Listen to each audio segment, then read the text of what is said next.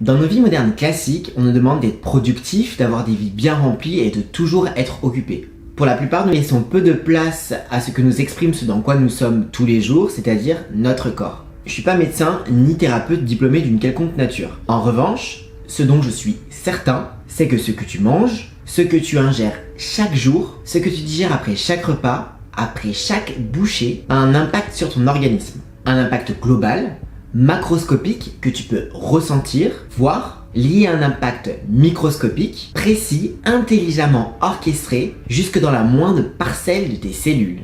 Est-ce que tu fais attention à ce que tu manges? Est-ce que manger pour toi c'est un automatisme ou est-ce que ça engage une vraie prise de conscience? Salut l'ami, moi c'est Jimmy, je te souhaite la bienvenue sur ce contenu.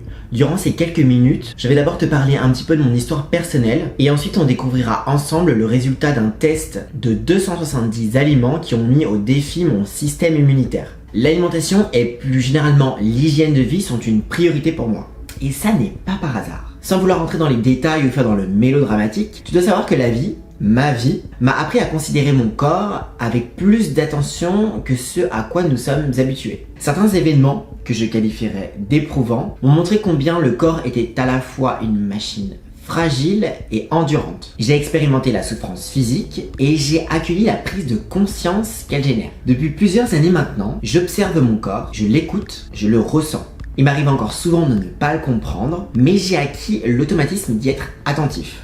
C'est pour cette raison que j'ai contacté de ma propre initiative le laboratoire AirBioPharm qui propose un test dont je vais te donner les détails plus tard. Ce genre de collaboration est une première pour eux et je les remercie chaleureusement d'avoir accepté, de me faire confiance, de me soutenir dans ce projet vidéo et de me laisser ma liberté dans sa création. Permets-moi dans un premier temps de te parler de mon alimentation. Ce que je m'efforce d'exclure au maximum de mes repas sont le gluten, le lactose, les sucres raffinés, l'alcool, les légumineuses et les produits transformés. Je privilégie les légumes et les fruits que je mange souvent crus, du moins surtout en été. Je continue de manger des céréales comme le riz ou le sarrasin. J'ai inclus diverses huiles de bonne qualité comme l'huile de colza, l'huile d'olive, l'huile de lin ou encore l'huile de noisette. J'ai intégré divers super aliments et également des graines oléagineuses.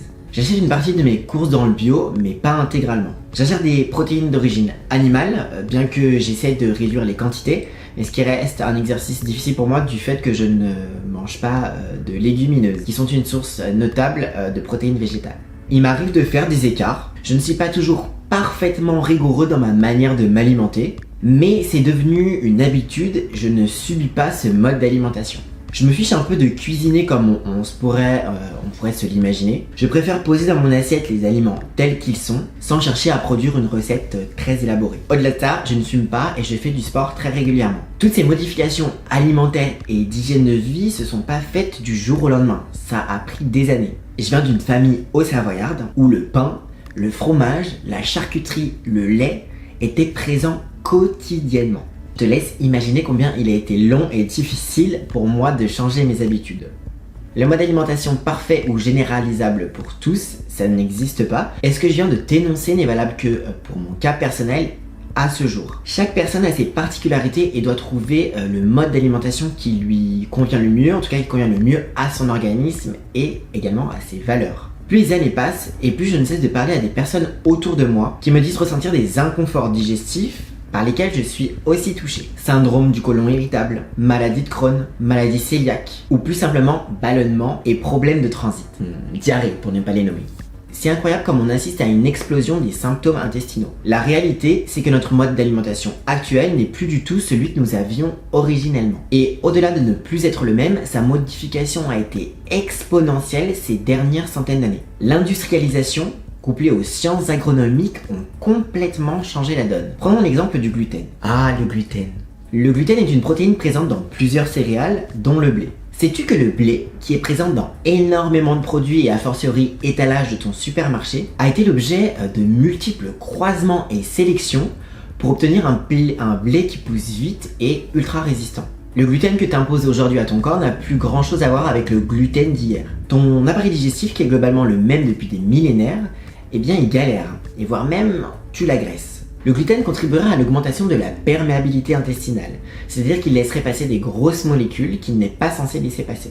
Bref, j'ai tellement de choses à te dire sur ce sujet qui me passionne, mais ce serait trop long pour une seule vidéo. Il y a quelques semaines, j'ai donc contacté un laboratoire qui a conçu un test qui s'appelle ImuPro. Je t'ai mis le lien de leur site internet dans la barre de description. Je leur ai proposé une collaboration pour le filmer et pour vous le partager. Ils ont accepté et pour ça, je les en remercie encore. Ils me permettent de rendre concret ce projet par leur aide et leur soutien. Le projet est composé de 3 parties, cette vidéo que tu es en train de visionner et 2 autres qui arriveront plus tard pour faire un bilan suite aux résultats que je vais te faire découvrir dans un instant. Alors c'est quoi ce test? Pour être simple, c'est un test qui te permet d'avoir une photographie de tes réponses immunitaires qui sont produites par ton corps à l'encontre de certains aliments. Le test ImuPro permet de tester de 22 à 270 aliments selon le test que tu choisis. Le but est de savoir quels sont ceux qui provoquent une réaction de ton système immunitaire. Cette réaction, elle est caractérisée par la présence anormalement élevée d'anticorps spécifiques appelés IgG, dont certains font état d'une réponse inflammatoire de ton organisme. Ça, c'est attesté scientifiquement. On appelle ce test un test d'allergie de type 3, mais ça n'est pas une allergie comme on se l'imagine. Les allergies classiques, comme les allergies au pollen, sont des allergies de type 1. C'est-à-dire qu'elles produisent une réponse rapide et violente de ton organisme qui nécessite un traitement immédiat et efficace. Ici, c'est une allergie de type 3 qui est aussi appelée hypersensibilité alimentaire ou allergie retardée.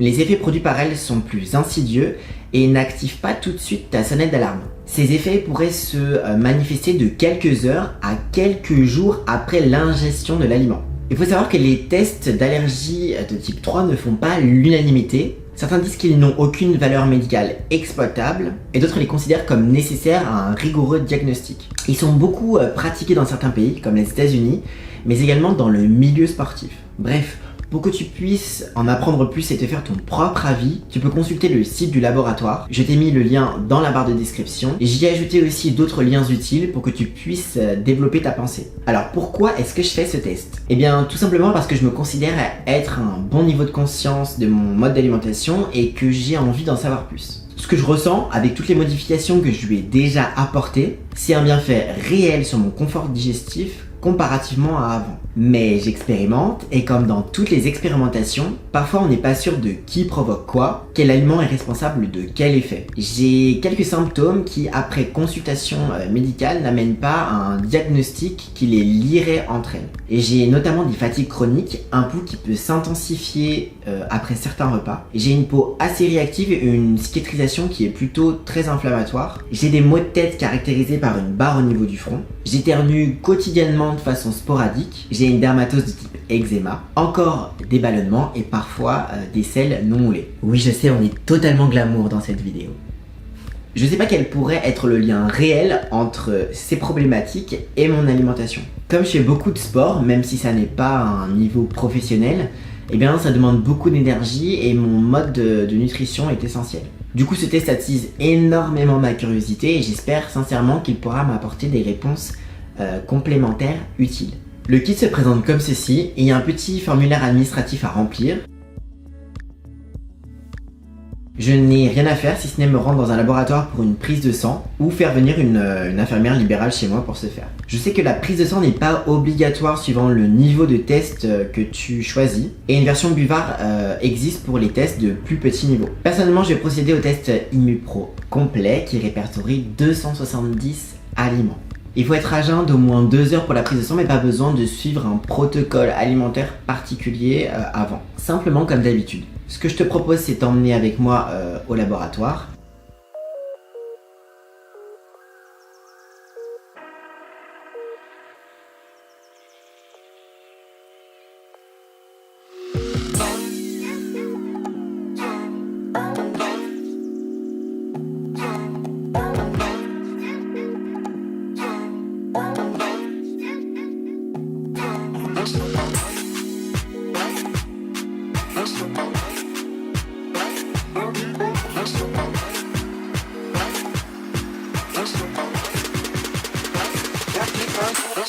Bon, j'ai reçu par voie postale mes résultats du test ImuPro. je suis impatient de les ouvrir. Il s'est passé un instant pour toi, mais pour moi, il y a eu un délai de 3 semaines entre l'envoi des tests et la réception des résultats. Ce que je te propose, c'est qu'on découvre ensemble le contenu du courrier dans un premier temps.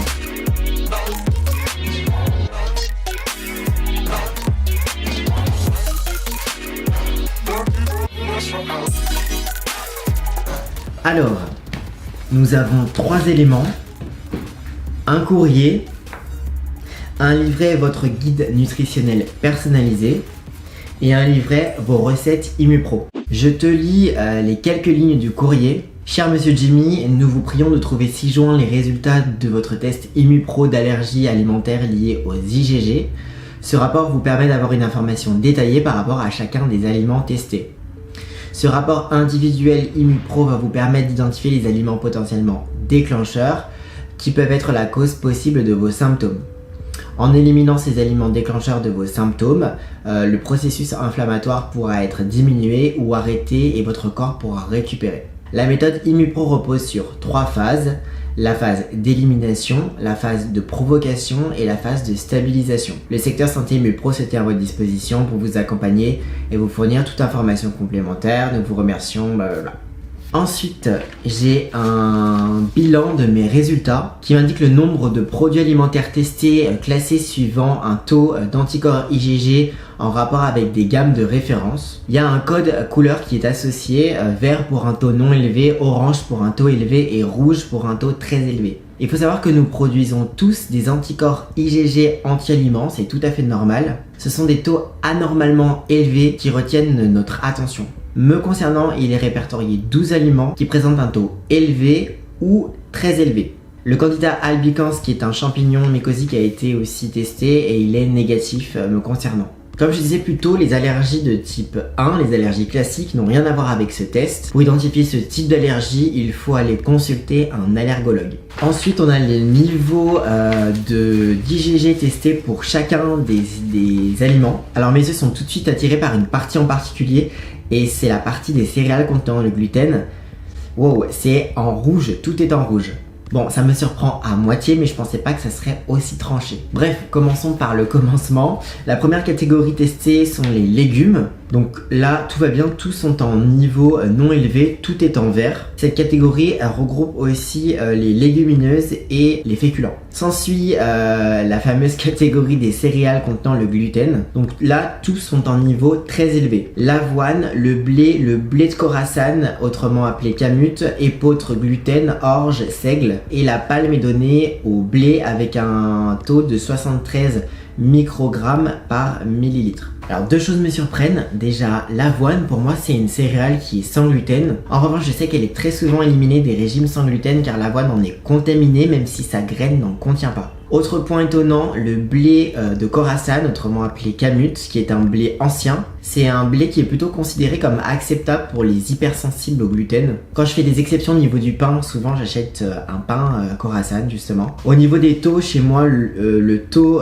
blé Khorasan est moins élevé, bien moins élevé que le blé, mais toutefois ça reste à un taux très élevé. Pour juste faire clair sur le gluten, j'ai diminué drastiquement ma quantité de gluten dans mon alimentation, mais je ne l'ai pas supprimé complètement. Il m'arrive plus ou moins régulièrement de faire des écarts, des exceptions. Et je sais aussi qu'il y a des possibles contaminations croisées. Souvent, quand tu regardes la liste des ingrédients, il y a marqué peut contenir des traces de gluten, de cacahuètes, etc. Continuons. On a ensuite les céréales sans gluten et alternatives. Donc là, tout est vert, sauf le maïs et le maïs doux, qui est en taux élevé, pas très élevé, mais élevé à 8,1 microgrammes par millilitre. À vrai dire, je m'en méfiais déjà du maïs, mais je l'avais pas supprimé de mon alimentation. J'en mangeais pas beaucoup, mais je l'avais pas supprimé. Ensuite, on a la catégorie algues, avec algues rouges, nori et spiruline. Rien à signaler. La catégorie des fruits, tout est en vert, rien à signaler non plus.